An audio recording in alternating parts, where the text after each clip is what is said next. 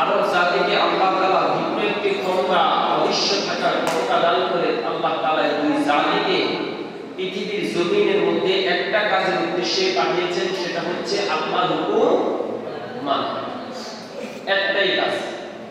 কোরআনের আয়াত আল্লাহ বলে দিয়েছেন, ওয়া মা খালাকুল জিন্না ওয়াল ইনসা ইল্লা লিয়াবুদুন।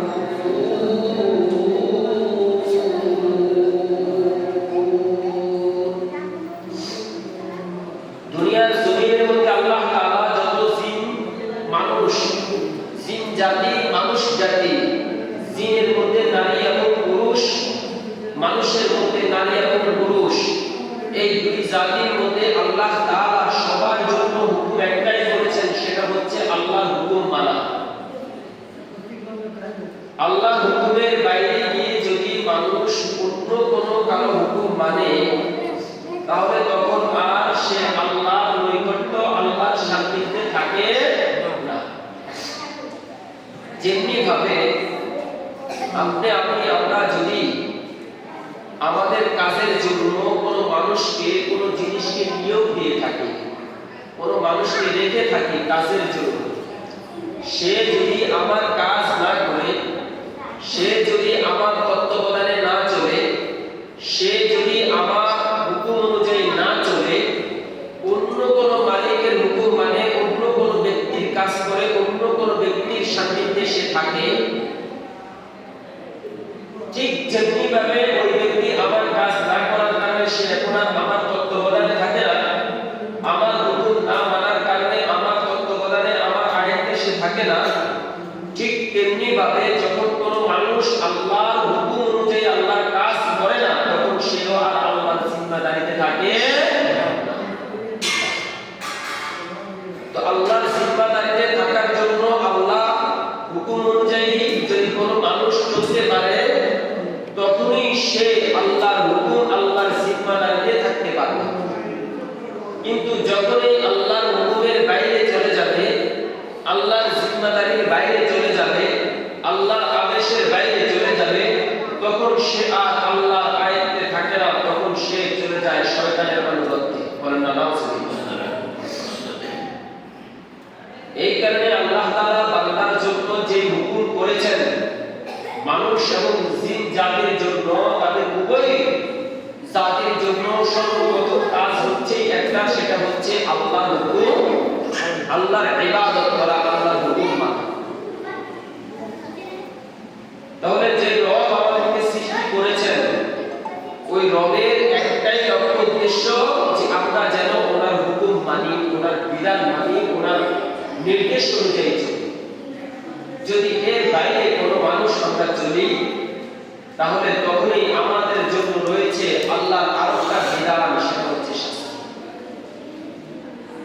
এই যে রমজান মাস চলতেছে, আজকে রমজান মাসের তৃতীয় জুমা। আজকে রমজান মাসের কত জুমা? তৃতীয় জুমা। দিন দিন করতে করতে আমাদের থেকে রোজা বিদায় নিয়ে চলে যাচ্ছে। বাস্তব না বাস্তব? আস্তে আস্তে আমাদের থেকে রমজান বিদায় নিয়ে চলে যাচ্ছে। আজকে আমরা কত রমজানের কাটতেছি? 16 রমজান চলে গেছে, মাসের অর্ধাধিক চলে গেছে। আবার জিন্দেগিতে, হায়াতে বেঁচে থাকবো, আবার এই রমজানগুলো পাবো, সেটা অনেক দূরের কথা, ঠিক কিনা?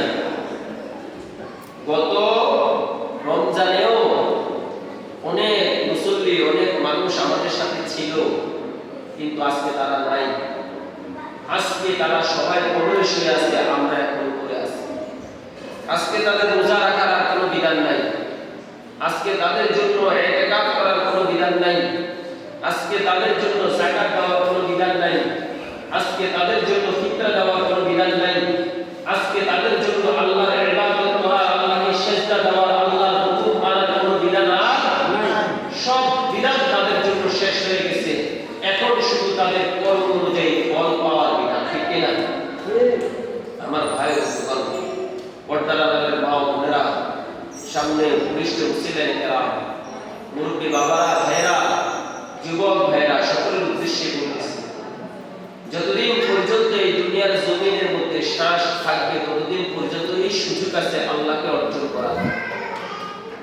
যতদিন পর্যন্ত এই দুনিয়া দুনিয়ার জমিনে শ্বাস জারি থাকবে, বিশ্বাস জারি থাকবে, ততদিন পর্যন্ত এই সুযোগ আছে আল্লাহর প্রতি, আল্লাহর নৈকট্য হাসিল করার জন্য আল্লাহর দিকে অগ্রগামী হওয়া। কিন্তু যখনই এই শ্বাস বন্ধ হয়ে যাবে, তখনই এই সুযোগ, এই রাস্তা, এই সব কিছুই বন্ধ হয়ে যাবে। এই কারণে যতদিন পর্যন্ত জীবিত আছেন, যতদিন পর্যন্ত আল্লাহ সুযোগ দিচ্ছে, ততদিন পর্যন্ত নিজে এই সুযোগটাকে কাজে লাগাবেন। এমনও হইতে পারে এই সময় আমরা অনেক মুসল্লিদের সাথে এই রমজানে আমরা কাজ করতেছি, কথা বলতেছি, রোজা রাখতেছি, ঈদ করব, আমরা আনন্দ উৎসব করব, ফ্যামিলি নিয়ে আমরা আজকে বাজার করতেছি, ঈদের কাপড় চোপড় কিনতেছি। এমন হইতে পারে আগামী রমজানে আমার ফ্যামিলির কোনো না কোনো সদস্য, যার জন্য গত রমজানেও আমরা কাপড় কিনছি, এই রমজানে তার জন্য আর বাজার করা লাগে। এই কারণে সবসময় বলি, মানুষের কোনো সেকেন্ডের বিশ্বাস নাই, মানুষের হায়াতের কোনো বিশ্বাস নাই, মানুষের কোনো সময় নাই। যতক্ষণ আল্লাহ তৌফিক দিয়েছেন ততক্ষণই দুনিয়া, যখন ডাক দিবেন সাথে সাথে বিদায় দিতে। এই বিদায় নেওয়ার আগেই, বিদায় নেওয়ার আগেই, বিদায় নেওয়ার আগেই আপনাকে ওইখানে গিয়ে ওইখানে কাজ এখান থেকে করে দিতে। যেমনি ভাবে আমার ভাই, আমার বাবা, আমার দাদা, আমাদের বংশ পরম্পরা সিলসিলারা আজকে কবরের মধ্যে তাদের দুনিয়ার কর্মের ফল ভোগ করতেছে, একদিন আপনি, আমি, আমরা সবাই এই দুনিয়ার কর্মের ফল আমরা আখিরাতে কবরের মধ্যে গিয়ে ভোগ করতে হবে, ঠিক কিনা? এই কারণে বলতেছি, 16 রমজান অতিবাহিত হয়ে গেছে, 16টা রমজান চলিয়া যাইতেছে। এই 16 রমজানে আমি আমার জিন্দেগি কি অর্জন করলাম, এটা চিন্তা করা দরকার। আর দুনিয়া আমাদেরকে এমন ভাবে গ্রাস করছে, দুনিয়া আমাদেরকে এমন ভাবে আকৃষ্ট করছে, দুনিয়ার মোহ আমাদেরকে এমন ভাবে চেপে ধরেছে, দুনিয়া আমাদেরকে এমন ভাবে চাইতেছে, আমাদের বিবেক এমন ভাবে দুনিয়ার সাথে সম্পৃক্ত হয়ে গেছে, আমরা আল্লাহর হুকুম, আল্লাহর বিধান, আল্লাহর সবকিছুই ভুলে গেছি, ঠিক কিনা? আমার ভাই বন্ধুগণ, ও পর্দাদারের মা বাবারা, রাত্রে সেহরি খাওয়া আর সন্ধ্যাবেলায় ইফতার করাই বোঝা না, বরং এর মধ্যখানে নিজের জীবনটাকে আল্লাহর ইবাদতের মধ্যে লিপ্ত রাখাই হচ্ছে রোজা। রাত্রে সেহরি খাওয়া, সন্ধ্যায় ইফতার করাই রোজা না, বরং এই সময়টাকে, এই ভিতরের সময়টাকে আল্লাহর ইবাদতের মধ্যে নিজেকে, নিজের হায়াতকে, নিজের সময়কে, নিজের সবকিছুকে লিপ্ত রাখাই হচ্ছে রোজা, ইবাদতের মধ্যে থাকাই হচ্ছে রোজা। কিন্তু কি আমি আমার জীবনটাকে এখন পর্যন্ত সেই ইবাদতের কাজে লিপ্ত করতে পেরেছি কিনা, একবার নিজেকে প্রশ্ন করে দেখি। আমি পর্দার আড়ালের মা, আমি পর্দার আড়ালের বোন, আমি কি আমার সময়টাকে রাত্রে সেহরি খাওয়ার পর থেকে নিয়ে সন্ধ্যায় ইফতার করার পর্যন্ত আমি কি আমার সময়টাকে ইবাদতের মধ্যে রাখতে পেরেছি কিনা, এটা আমাকে চিন্তা করা দরকার।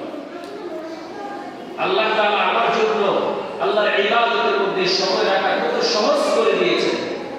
আল্লাহ বান্দার প্রত্যেকটা কাজ ইবাদতের মধ্যে শামিল করে নিয়েছে, শুধু যদি সেটা হালাল ভাবে করতে পারে। আমি রোজার আগেই পর্দার আড়ালের মা বোনদেরকে বলেছিলাম, রোজার আগে আমি জুমার মধ্যে আমার সামনে উপস্থিত মুসল্লিদেরকে বলেছিলাম, পর্দার আড়ালের মা বোনদের জন্য ঘর ঝাড়ু দেওয়া, বিছানা গোছানো, রান্না বান্না করা, সন্তানাদি লালন পালন করা, ঘুমানো, খাওয়া দাওয়া হতে প্রত্যেকটা জিনিস আল্লাহর ইবাদতের মধ্যে শামিল। শুধু নিয়ত করব এবং সওয়াবের উদ্দেশ্যে সংসারকে গুছিয়ে নিব, সংসারের প্রত্যেকটা কাজ করতে থাকবো। আমার হাত কাজ করতেছে, আমার পা কাজ করতেছে, আমার বিবেক কাজ করতেছে, কিন্তু আমার জবানের কাজ করে না। আমার এই জবানটাকে আমি জিকিরের মধ্যে লাগিয়ে রাখি। একটা ভাই দোকানের মাল বিক্রি করতেছেন, আপনার জবান তো তখন কোনো কাজ নাই, ঠিক কিনা? হাতে কাজ করতেছে, আমি তখন জবানটাকে জিকিরের মধ্যে লিপ্ত রাখি। আমি ফসলের মাঠে কাজ করতেছি, আমার হাত কাজ করতেছে, আমার পা কাজ করতেছে, আমার জবান তো কোনো কাজ করতেছে না। আমি আমার জবানটার মধ্যে জিকির লাগিয়ে রাখি। আমি ঘরের মধ্যে ইফতারের আয়োজন করতেছি, পেঁয়াজ বাটতে ভাজতেছি, বুট ভাজতেছি, আমার হাত কাজ করতেছে, পাও কাজ করতেছে, আমার জবানের তো এখানে কোনো কাজ নাই। আমার জবানটাকে আমি জিকিরের মধ্যে লিপ্ত রাখি। আমি ঘর ঝাড়ু দিতেছি, আমার হাত কাজ করতেছে, পাও কাজ করতেছে, কিন্তু জবানের তো ঘর ঝাড়ুর মধ্যে কোনো কাজ নাই। আছে? আমার জবানটাকে আমি জিকিরের মধ্যে লিপ্ত রাখি। আমার এই জবান যত বেশি জিকিরের মধ্যে লিপ্ত থাকবে, যত বেশি আল্লাহর স্মরণে লিপ্ত থাকবে, সুবহানাল্লাহ জিকিরে লিপ্ত থাকবে, আলহামদুলিল্লাহ জিকিরে লিপ্ত থাকবে, লা ইলাহা ইল্লাল্লাহ জিকিরে লিপ্ত থাকবে, আল্লাহু আকবারের জিকিরে লিপ্ত থাকবে, আমার জবান যতক্ষণ পর্যন্ত আল্লাহ আল্লাহ জিকিরের মধ্যে লিপ্ত থাকবে, আল্লাহ তাআলা বলেন প্রত্যেকটা জিকিরের সাথে সাথে, প্রত্যেকটা আল্লাহ শব্দের সাথে সাথে, প্রত্যেকটা লা ইলাহা ইল্লাল্লাহ শব্দের সাথে সাথে আমি বান্দার অন্তর থেকে দুনিয়ার নেফাকিগুলো দূর করে দিতে থাকি। আল্লাহ সুবহানাল্লাহ। কিভাবে বান্দা রমজান মাসে আল্লাহর নৈকট্য হাসিল করবে সেটাই তো বান্দা জানে। শুধু সেহরি এবং ইফতারের মধ্যে রোজা নয়, শুধু সেহরি এবং ইফতারের মধ্যে সারাদিন উপবাস থাকার মধ্যেই রোজা নয়, বরং এই রোজার মধ্যে আরো অনেকগুলো কাজ আছে, সেই কাজগুলোকে আপনি করতে হবে। আপনার মতো এরকম অনেক মা আল্লাহর ওলিনি হয়ে গেছে, আপনার মতো এরকম অসংখ্য বোন আল্লাহর ওলিনি হয়ে গেছে, আপনার মতো এরকম অসংখ্য কৃষক আল্লাহ পর্যন্ত পৌঁছে গেছে, আপনার মতো এরকম অসংখ্য অটো ড্রাইভার, রিকশার ড্রাইভার, পরের বাড়িতে কামলা খাটা ব্যক্তি আল্লাহর ওলি হয়ে গেছে। ফেরাউনের ঘরে যেমনিভাবে দাসী আল্লাহর ওলি হয়ে গেছিল, কিন্তু ফেরাউন নিজেকে কাফের হিসাবে দুনিয়াতে চিহ্নিত করে নিকৃষ্ট মানুষে পরিণত করেছে কিনা? আল্লাহর খাস বান্দা হওয়ার জন্য বড় মুফতি, মুহাদ্দিস, বড় আলেম, বড় ব্যক্তি, বড় লিডার, বড় নেতা, বড় ব্যক্তি হওয়ার কোনো প্রয়োজন নাই। জজ, ব্যারিস্টার, উকিল, মাস্টার, ইঞ্জিনিয়ার, ডাক্তার হওয়ার কোনো প্রয়োজন নাই। আল্লাহর ওলি হতে পারে একজন অটো ড্রাইভার, আল্লাহর ওলি হতে পারে একজন মুচি, আল্লাহর খাস বান্দা হতে পারে বেলাল হাবশী রাদিয়াল্লাহু তাআলা আনহু। ঠিক কিনা? ভাই মানুষ, তুমি তো মনে করো কি, তুমি তো মনে করো যে আল্লাহর ওলি হতে হলে বড় আলেম হতে হবে, বড় ব্যক্তি হতে হবে, বড় কিছু হতে হবে। আল্লাহ বলে না না না, দুনিয়ার জমিনে কেউ যদি আমাকে পেতে চায় সে বড় কিছুই হতে হবে না, দুনিয়ার কোনো কিছু অর্জন করার দরকার নাই। আমি আমার কবুলিয়ত মানুষের মাধ্যমে, আমি আমার কবুলিয়তের মাধ্যমে তাকে আমার কাছে নিয়ে আসবো। আল্লাহ সুবহানাল্লাহ। আল্লাহ রাসূল সাল্লাল্লাহু আলাইহি ওয়াসাল্লামকে আল্লাহ দুনিয়ার কোনো জ্ঞান অর্জন করার দেন নাই, দুনিয়ার মধ্য থেকে কোনো জ্ঞান নেওয়ার জন্য ইয়ে করেন নাই। আল্লাহ নিজের কুদরতিভাবে তাকে জ্ঞান দিয়ে সর্বশ্রেষ্ঠ নবী বানিয়ে দিয়েছে। আল্লাহ সুবহানাল্লাহ। আমার ভাই বন্ধুগণ, আল্লাহর এই জমিনে আল্লাহ গোলামকেও আল্লাহর কাছে নিয়ে নিয়েছে, আল্লাহর এই জমিনে আল্লাহ মুফতিকেও কাছে নিয়ে নিয়েছে, আল্লাহর এই জমিনে অসংখ্য কসাইকেও আল্লাহ তাআলা কবুল করে নিয়েছে। ঠিক কিনা? তাহলে আপনি আমি কেন পিছি? একমাত্র কারণ হচ্ছে আমরা আমাদের এই দুনিয়ার মোহে, দুনিয়ার অর্থ, দুনিয়ার সম্পদ, দুনিয়ার চাকচিক্যতার লোভে করে আমরা আল্লাহ থেকে দূরে সরে যাচ্ছি। এই যে সওয়াবের মাস আসছে, নিজের কি পরিমাণ নিজের জীবনটাকে সওয়াবের রাস্তায় অতিবাহিত করলাম, একবার নিজের সাথে নিজে জরিপ দিয়ে দেখেন।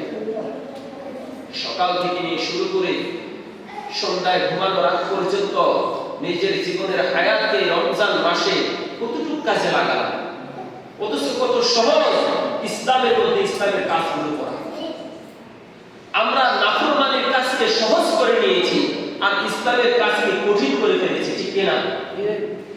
আল্লাহর নাফরমানি করাকে আমরা সহজ করে নিয়েছি, আল্লাহর ইবাদত করাকে আমরা কঠিন করে ফেলেছি, আল্লাহর বিমুখ হওয়াকে আমরা সহজ করে ফেলেছি, আল্লাহমুখী হওয়াকে আমরা কঠিন করে ফেলেছি, হালাল জিনিসগুলোকে আমরা কঠিন করে ফেলেছি, হারাম জিনিসগুলোকে আমরা সহজ করে ফেলেছি। এই কারণে এই দুনিয়ার মানুষ এখন হারামকে অর্জন করে সহজে আর হালালকে অর্জন করে খুব কঠিন ভাবে। ঠিক কিনা? হালাল থেকে মানুষ দূরে সরে যাচ্ছে, হারাম দিন দিন মানুষের কাছে সহজ লভ্য সহজ জিনিস হয়ে গেছে। প্রত্যেকটা হালাল জিনিস মানুষের কাছে এখন কঠিন হয়ে গেছে, প্রত্যেকটা হারাম জিনিস মানুষের কাছে সহজ হয়ে গেছে। আমরা দেখেন আগে পুরা গ্রামের মধ্যে একটা সিগারেট যদি কেউ খাইতো সবাই তাকে ঘৃণা করত। ইয়াং জেনারেশন কখনো সিগারেট মুখে দিত না, যুবকরা সিগারেট মুখে দিত না। বয়োবৃদ্ধ কিছু মানুষ ছিল তারা শুধু সামান্য সিগারেট খাইতো আর বাকি জিনিস তো চিনতই না। এখন আমাদের যুবকদের ভিতরে ঢুকে গেছে গাঁজা আর ইয়াবা, আর বুদ্ধ মুরব্বীদের ভিতরে ঢুকে গেছে বিভিন্ন প্রজাতির সিগারেট কেনা। সহজ করে ফেলেছে, সহজ করে ফেলেছে। সমাজে এখন গাঁজা খোরদেরকে নিয়ে সমাজ গঠিত হয়, সহজ করে ফেলেছে। লজ্জা হায়া সবকিছু আমাদের থেকে চলে গেছে। অশ্লীলতা বেহেদাপনা বেলাতাপনা আমাদের সমাজে জয়লাভ হয়ে গেছে। অবৈধ সম্পর্ক প্রেম নামক অবৈধ সম্পর্ক আমাদের গ্রামে এখন জয়লাভ হয়ে গেছে। বিভিন্ন কান্ট্রি থেকে বাংলাদেশে প্রেমের টানে ভালোবাসার টানে চলে আসে, ভালোবাসার টানে বাংলাদেশ থেকে বিভিন্ন রাষ্ট্রে চলে যায়। এই জিনিসগুলোকে মিডিয়া এমন ভাবে মানুষের সামনে উপস্থাপন করে মনে হয় যেন এটা খুব ভালো কাজ, অথচ এই অবৈধ কাজকে মিডিয়া দিন দিন মানুষের কাছে সহজ করে দিতেছে, ঠিক কিনা? হ্যাঁ, কিছুদিন পরে দেখবেন আপনার মেয়েও চীন থেকে লোক নিয়ে আসছে, জাপান থেকে ছেলে চলে আসছে, উত্তর কোরিয়া থেকে মহিলা এসে আপনার ছেলের কাছে বসে আছে। কিসের টানে? প্রেমের টানে। নিউজ করে করতেছে কারা? ওই নির্দিষ্ট অপদস্থ লাঞ্ছিত অপমানিত অপমস্তিষ্কের সেই সাংবাদিকগুলো, ঠিক কিনা?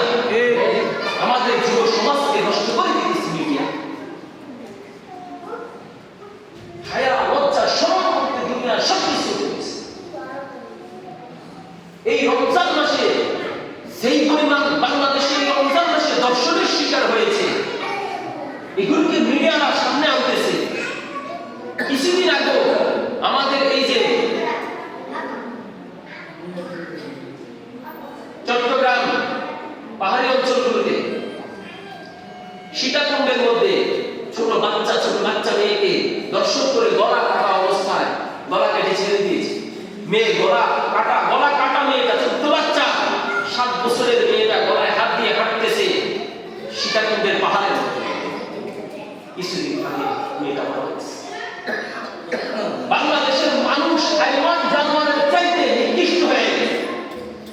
এই ভিডিওগুলো দেখে দেখে এই সমস্ত নিউজগুলো সম্পাদিত করে মানুষের মস্তিষ্ক থেকে আস্তে আস্তে এই যে ঘৃণার জিনিস, এটা যে নিকৃষ্ট জিনিস, সেটা উঠিয়ে দিচ্ছে।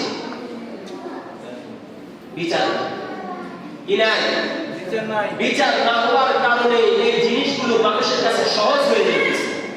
গাঁজা খাওয়ার কারণে বিচার নাই, ইয়াবা খাওয়ার কারণে বিচার নাই, সমাজে তাদের শাস্তি নাই, সমাজে তাদের চুল কাটা হয় না, সমাজে তাদেরকে বেঁধে পিটানো হয় না, দোকানের সামনে তাদেরকে নাকে খড় দেওয়ানো হয় না। এই কারণে আস্তে আস্তে যুব সমাজগুলো গাঁজার দিকে দাবিত হয়ে যাচ্ছে, ঠিক কিনা? বিচার ব্যবস্থা নষ্ট করে দিয়েছে। আমার ভাই বন্ধুগণ, আমি আর আপনি খুব আনন্দে নাচতেছি, জানেন? আমি আর আপনি আনন্দে খুব উল্লাস করতেছি। এই আনন্দ একদিন আমার ঘরেও কাল হয়ে দাঁড়াবে, ঠিক কিনা? কারা বিচার করবে? ওই নির্দিষ্ট জজ, ওই নির্দিষ্ট ব্যারিস্টার, ওই নির্দিষ্ট সংবিধানগুলো তো আমাদের এই সমস্ত কাজগুলোর মধ্যে যারা লিপ্ত আছে তাদেরকে গ্রহণ করে নেয়, ঠিক কিনা? কারণ ব্যারিস্টার জানে না তার মেয়ে কার সাথে চলে, ব্যারিস্টার কার মেয়ের সাথে চলে নিজেও জানে না, ব্যারিস্টারের বউ কোন ছেলের সাথে কোন পুরুষের সাথে চলে যায় নিজেও জানে না। বাস্তব না বাস্তব? এইরকম উচ্চশিক্ষিত ব্যারিস্টার, জজ, উকিল বাংলাদেশে নাই?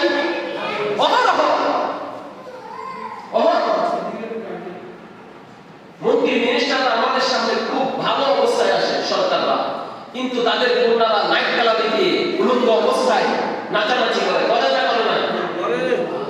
এই সমস্ত ব্যক্তিরা কিসের বিচার করবে? কিসের উলঙ্গপনার বিচার করবে? কিসের মানুষের উপর নীতি আদর্শের কথা বলবে? এই সমস্ত সাংবাদিকগুলো কিসের নিউজ করবে? তারা দেখতেছে সরকার প্রধানের সন্তানাদি নষ্ট হয়ে গেছে, মন্ত্রী মিনিস্টারদের সন্তানাদি নষ্ট হয়ে গেছে, হাইকোর্টের জজ ম্যাজিস্ট্রেটদের সন্তানাদি নষ্ট হয়ে গেছে। এই কারণে তারা এখন ওই সমস্ত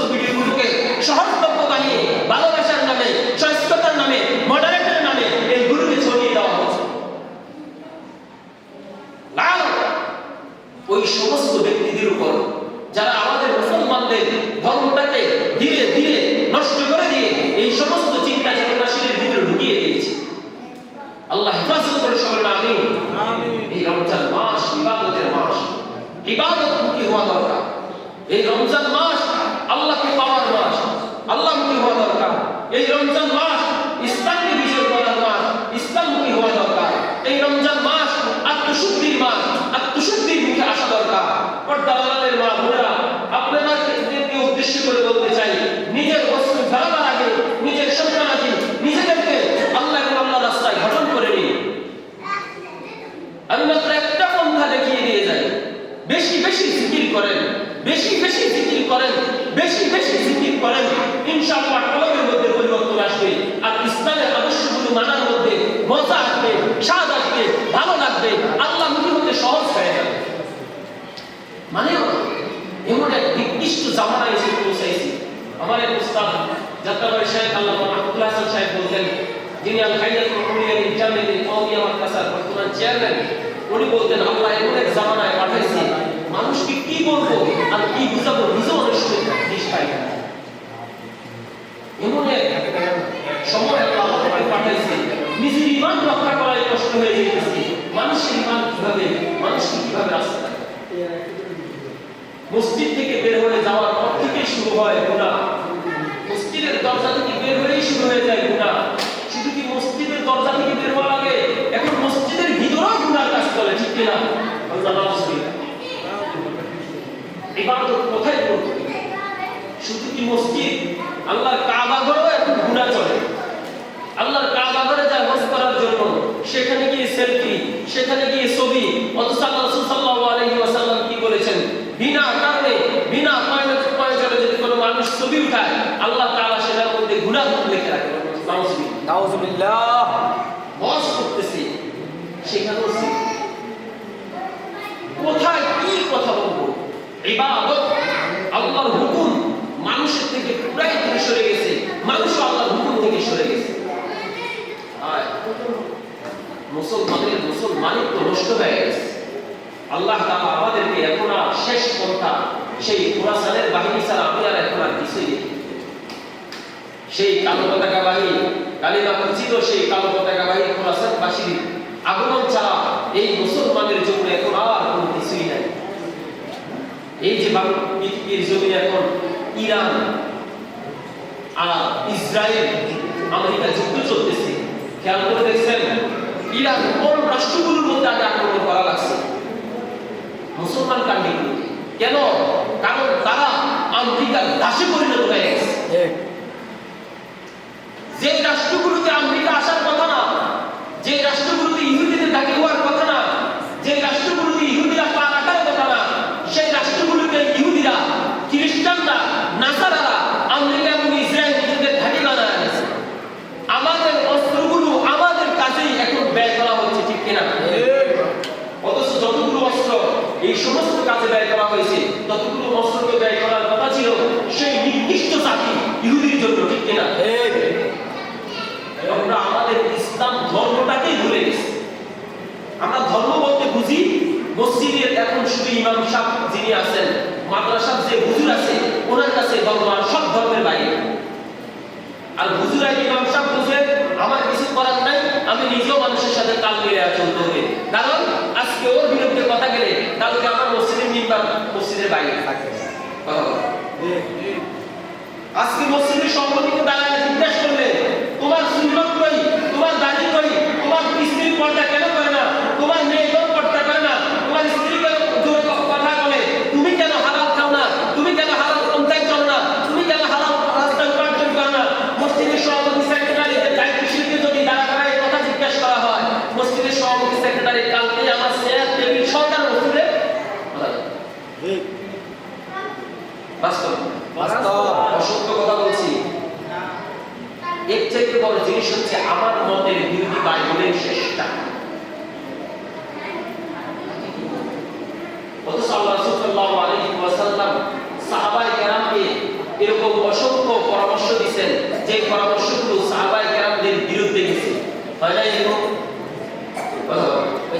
এক মহিলা সাহাবী জিনা করে ফেলেছেন। আসলে রাসূল সাল্লাল্লাহু আলাইহি ওয়াসাল্লাম, ইয়া রাসূলুল্লাহ, ইয়া হাবিবাল্লাহ, আমি জিনা করে ফেলেছি। আল্লাহ রাসূল সাল্লাল্লাহু আলাইহি ওয়াসাল্লাম বলেন, তোমার বিধান একটাই, কোরআনের বিধান।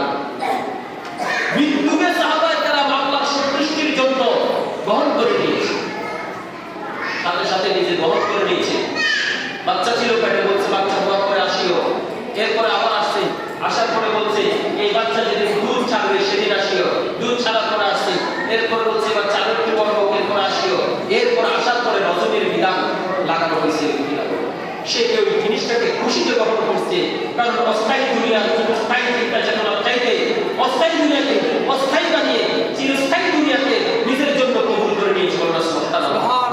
আল্লাহ তার উপর খুশি হয়ে গিয়ে তার উপরে বিধান জারি করে দিয়ে দুনিয়ার মানুষকে শিখিয়ে দিয়েছে আর তাকেও জান্নাতবাসী করে দিয়েছে। মানুষ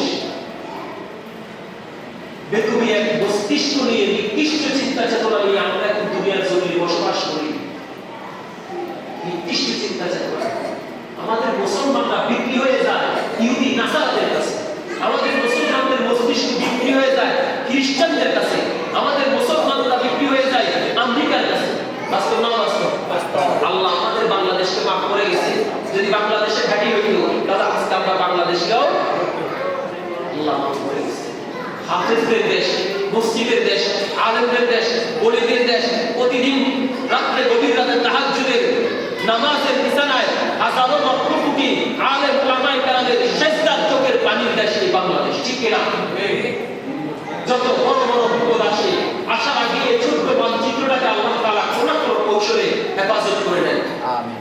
যত বড় বড় নাপাকিরা এই জমিনের মধ্যে পা রাখতে গেছে, তত নাপাকিরা এই জমিন থেকে ধ্বংস হয়ে গেছে। আল্লাহ আমাদেরকে মাফ করুন, সবাই বলেন আমিন।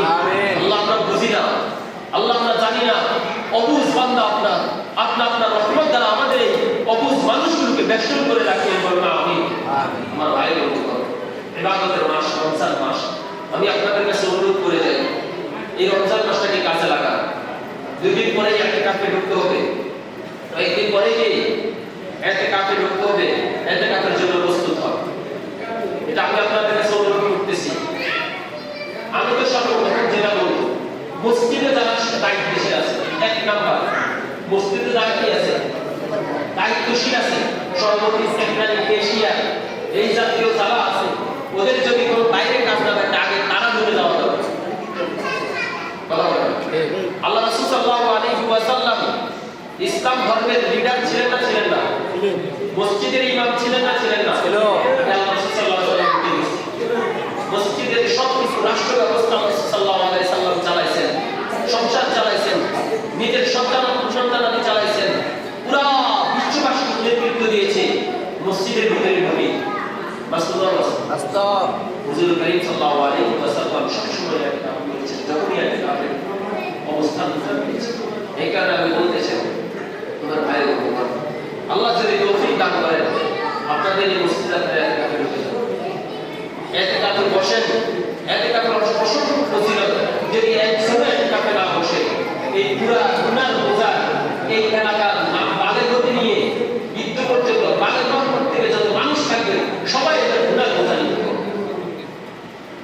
শুধু মুরব্বীরা নিবে, মসজিদ কমিটি নিবে, মসজিদের দায়িত্বশীলরা নিবে, মসজিদের জায়গা যিনি দিচ্ছে উনি নিবে, মসজিদে বর্তমান যারা দায়িত্ব আছে ওনারা নিবে, এমন নয়। বরং ওই মসজিদের এরিয়ার ভিতরে যতজন নাবালেগ আছে, নাবালেগ বাদ দিয়ে যতজন বালেগ আছে, ওই বালেগের প্রত্যেকে দায়িত্ব নিতে হবে। আমি আজকে যুবক আমাকে ইতিকাফ করতে হবে না এরকম না। আমার ইতিকাফের জন্য যদি মসজিদের লোক না থাকে তাহলে আমি একজন বালেগ পুরুষ, আমাকে কি দায়িত্ব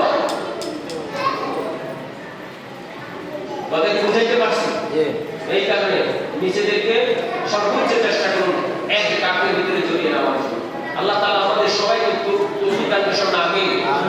সামনে জুমায় যাবে এসে দেখি আল্লাহ তাআলা কয়েকজনকে ইতিকাফের জন্য কবুল করেছেন। আমি কতজনের দাঁড়া করাই ঠিক করাই দিচ্ছি, এইবার তারা করাবো না, কত রমজানের আগে দাঁড়া করাইছে, এবার তারা করাবো না, এবার অনুরোধ করে যাচ্ছে। দেখি আল্লাহ কাকে কবুল করে, দেখি আল্লাহ কাকে কবুল করে। আল্লাহ তাআলা আছে সবাইকে, আল্লাহ তাআলা যেন আমাদের সবাইকে এই সমস্ত সওয়ালের কাজে কবুল করে সবাই আমিন। আল্লাহ যেন আমাদের সমাজের মধ্যে মুরব্বীদেরকে, যুবকদেরকে এক দাগুন যেন কবুল করে সবাই আমিন। বিশেষ করে আমরা অনুরোধ করে যাব যাদের কোনো কাজ থাকে না বাইরে, অথবা যে কাজ আছে এই কাজ আমি না থাকলে সমস্যা নেই, আমি অনুরোধ করে যাব সেরকম যুবক হন, বৃদ্ধ হন, মুরব্বী হন, যেই হন, সবাই মসজিদে এক কাজ দোয়া করে, দোয়া করে আল্লাহর কাছে সর্বশেষ এই দোয়া করে আজকের আলোচনা শেষ করছি। আল্লাহ আমাদেরকে রমজানের ফজিলত গ্রহণ করে রমজানের যে সমস্ত কাজগুলো করা দরকার সেগুলোকে করে রমজান শেষ করার তৌফিক দান করুন। আমিন। আসসালামু আলাইকুম ওয়া রাহমাতুল্লাহি ওয়া বারাকাতুহু।